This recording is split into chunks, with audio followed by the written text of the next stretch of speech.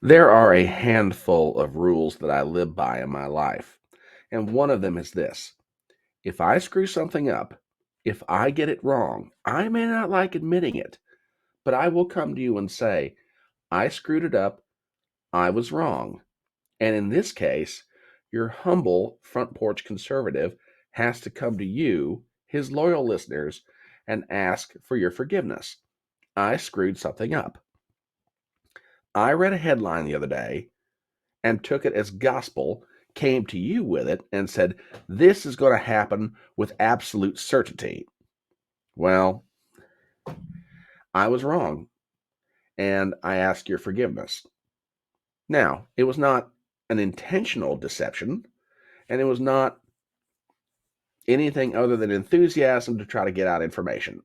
So, but I do offer my apologies if you're wondering what I'm referring to.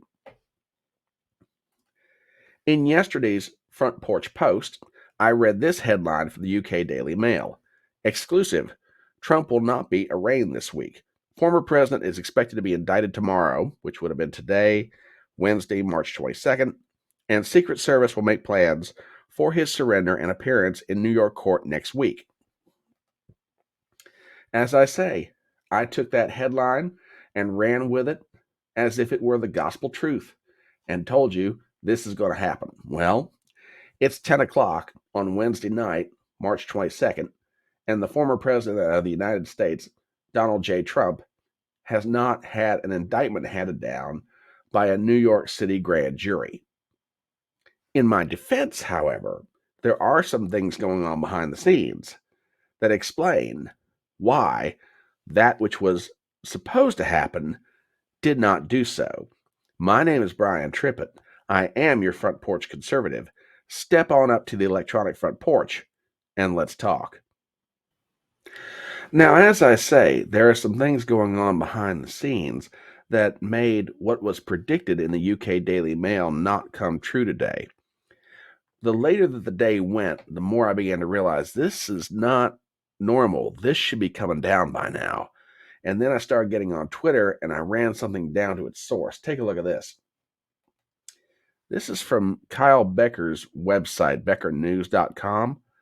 Headline, Manhattan DA accused of hiding hundreds of pages of exculpatory evidence from grand jury in Trump case.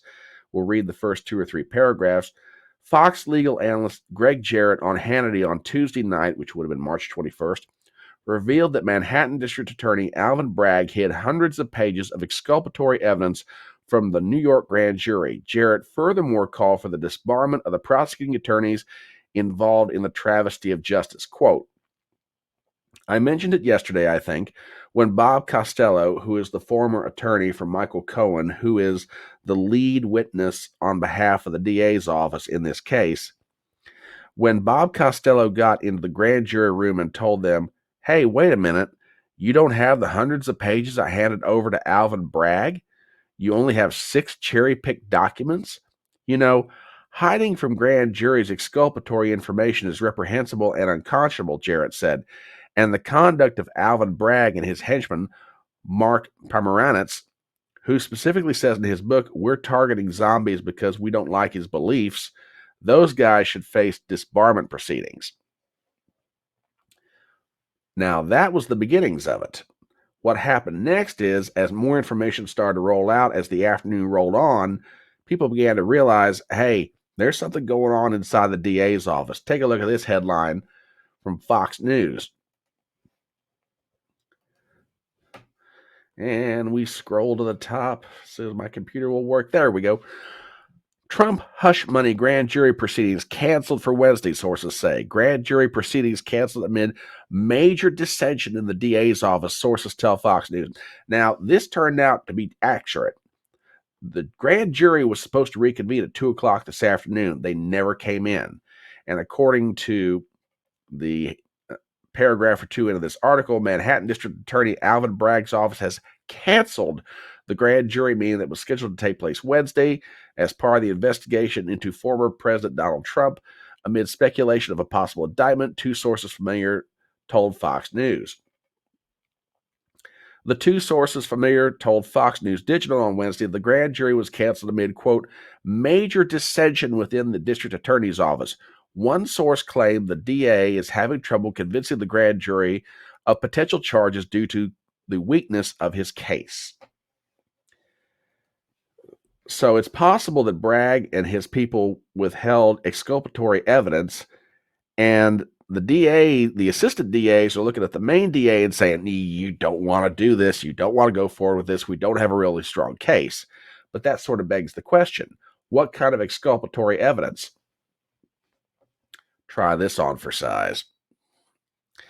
This letter that I'm about to show you is starting to circulate around, and this was also published in the UK Daily Mail. Okay, the boys have got to have a chance to redeem themselves, and boy, they may have just done it. Take a look at this. This letter is from February 2018. It is from the attorney who represented Michael Cohen at the time to the Federal Election Commission. I'll read you just a little bit of it. I am writing this letter on behalf of my client, Michael D. Cohen, in response to your letter dated January 30, 2018. In a private transaction in 2016 before the U.S. presidential election, Mr. Cohen used his own personal funds to facilitate a payment of $130,000 to Miss Stephanie Clifford, a.k.a. Stormy Daniels. Neither the Trump organization nor the Trump campaign was a party to the transaction with Miss Clifford, and neither reimbursed Mr. Cohen for the payment directly or indirectly. And the rest of the letter goes on to state, you don't have a case, nothing's established here, yada, yada, yada. Ladies and gentlemen, if the contents of this letter are accurate, and you have to think that they are, because these attorneys representing Cohen at the time wouldn't stick their neck out to the FEC and give them a document falsified, knowing full well it could come back and bite them in the backside later on.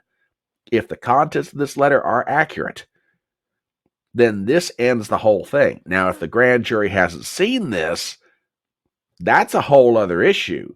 That's on Alvin Bragg, and that will not only cause him a problem in the court of public opinion, but it could very well cause him a problem as far as being in court himself. But we'll let that sort itself out later on down the line. But in the end, the grand jury did not meet today, so no indictment. Now, according to what we're hearing from the folks at NBC, the grand jury is to reconvene on Thursday. Now, supposedly there's one more witness that could be coming in. After that, the DA may ask for a vote on whether or not they're going to hand down an indictment. We don't know yet. This thing is still fluid. I've said it over the past couple of videos. It's altogether possible Alvin Bragg may see that this is not going to work. He doesn't have the numbers. He will not get a successful vote, and the grand jury will dissolve, and this goes away. It's altogether possible he could, by whatever means, somehow manage to get the grand jury to vote for an indictment. It just takes 12 members of a grand jury to vote to hand down an indictment, and it's on. So we'll keep an eye on this, and we'll let you know what happens. But in the meanwhile, as always, if you're not a subscriber to the channel, please do so. Here's a new one for you. Hit the bell for notifications. I want to make sure you know when a new video comes out, and hitting that bell for notifications makes it easier for you. Number 3, if you have friends who would enjoy this content, please share it around. And finally, hit the like button, hit the thumbs up.